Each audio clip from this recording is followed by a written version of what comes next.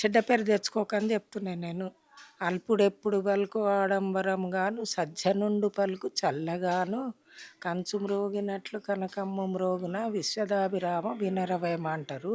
కేసీఆర్ గారు నేను ఇది చేస్తా అది చేస్తా ఇట్లా ఇస్తా అట్లా ఇస్తా అని ముందేం చెప్పలేదు.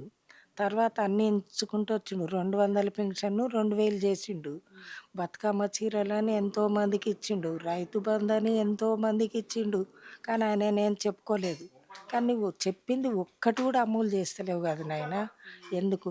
రాముల వారు అటువంటి వాడు. రావణ బ్రహ్మను సంహరించి కూడా రావణ ప్రాణం పోకముందు రాజధర్మం ఎట్లా ఉంటుంది, ఎట్లా పరిపాలించాలని రాముల వారు రావణాసురుడిని అడిగిండు. అట్లా కూడా నువ్వు కేసీఆర్ని అడగకుండా పోతు కానీ నీ పరిపాలన మంచిగా చేసి నువ్వు మంచి పేరు తెచ్చుకో అని చెప్తానంటే మమ్మల్ని ఎందుకు ఇబ్బంది పెడుతుండవు?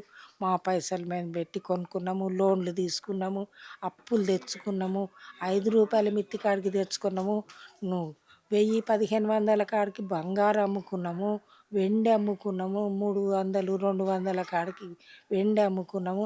ఇప్పుడు మా సంసారం అంతా బయట పెట్టాలి. నువ్వు చేసే ఘనకార్యానికి మా సంసారం అంతా బయట పెట్టాలి. తల్లి అమ్ముకుంటుమి, చెంబు అమ్ముకుంటుమి అని చెప్పాలేనా? పస్తు వండుకుంటుమి అని ఇప్పుడు సంసారం మొత్తం బయట పెట్టినట్లే కదరా. లేకపోతే ఆయన మా దగ్గర రాకుంటే ఇవన్నీ అవసరం లేదు కదా.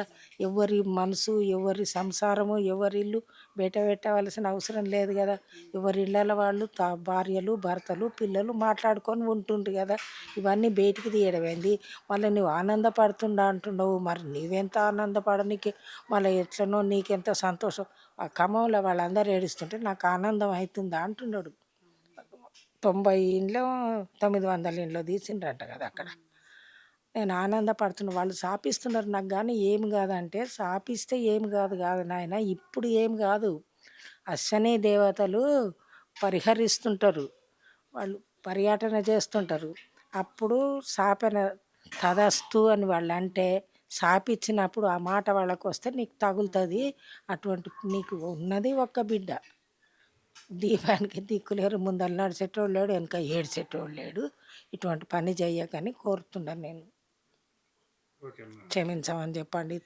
తప్పు ఉంటే క్షమించమని చెప్పండి. మరి ఇంతవరదానికే నేను ఒక మాట అనలేదు, నీ జోలికి రాలేదు. నీవు ఇప్పుడు మా ఇండ్లు కూలుస్తున్నందుకే మాకు బాధలు అవుతున్నవి.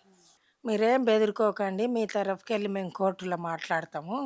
నువ్వు అంత ఇది కాకు పెద్దమ్మ, పెద్ద మనిషివి కదా నువ్వు, అంత ఫీల్ కాకు, మేము కొట్లాడతాము, మీరు భయపడకండి అని చెప్పిండు. ఇక్కడ నుంచి వచ్చి ఎన్ని సంవత్సరాలు అవుతుందమ్మా మీరు ఇక్కడ ఉండి? మేము ఇక్కడ వచ్చి 60 సంవత్సరాలే కానీ ఈ సి ఈ అపార్ట్మెంట్కి వచ్చి 15 సంవత్సరాలు. ఎందుకు కూల్చాలనుకుంటున్నారు ఈ అపార్ట్మెంట్? అదే మేము అడుగుతున్నాం. అపార్ట్మెంట్లు మా అపార్ట్మెంట్లు ఎందుకు కూల్చాలనుకుంటున్నారు? అప్పు తెచ్చుకొని అప్పు తెరవకుంటే కూలుస్తారు ఒకటి. ఇంకొకటి నీకు మాకేమైనా పగ ఉంటే కూలుస్తారు ఒకటి. మరి ఎందుకు స్థలం లేకుంటే కూలుస్తారు ఒకటి. ఇప్పుడు ఏ రీజన్ మీద కూలుస్తున్నావు మా దగ్గర నువ్వు వస్తున్నావు అని మేము అడుగుతున్నాము ముఖ్యమంత్రి గారిని. మరి దానికి జవాబు ఏం లేదు. మరి ఎవరిని అడిగితే జవాబు వస్తుందో తెలియదు మాకు. మా మా దగ్గర రావద్దు, ఎక్కువ మాటలతో పని లేదయ్యా నీకు మాకు. మా బిల్డింగ్ల దగ్గర నువ్వు రాకు. నువ్వు మాట నిలబెట్టుకోకుంటే కూడా మేము అడగలేదు. 4000 ఇస్తా అంటే వృద్ధులకు, గృహిణులకు 2500 లాంటివి, పెండ్లిళ్ళకు తులం బంగారు లాంటివి, రైతు బంధు లాంటివి ఒక్కటి కూడా నిలబెట్టుకోలేదు. ఆయన కూడా నీ దగ్గర వచ్చి మేము అడగలేదు. మరి నువ్వు కూడా మా దగ్గర రాకని చెప్తున్నాం. మేము 450% కూడా ఇదే మాట.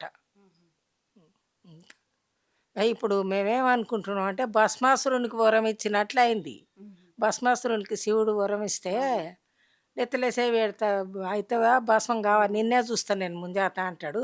అందుకు మేము నమ్మి ఓటేసినందుకు నమ్మిన వాళ్ళని మోసం చేయకుండా నమ్మనోళ్ళని ఎట్లా చేస్తా అని మా నమ్మిన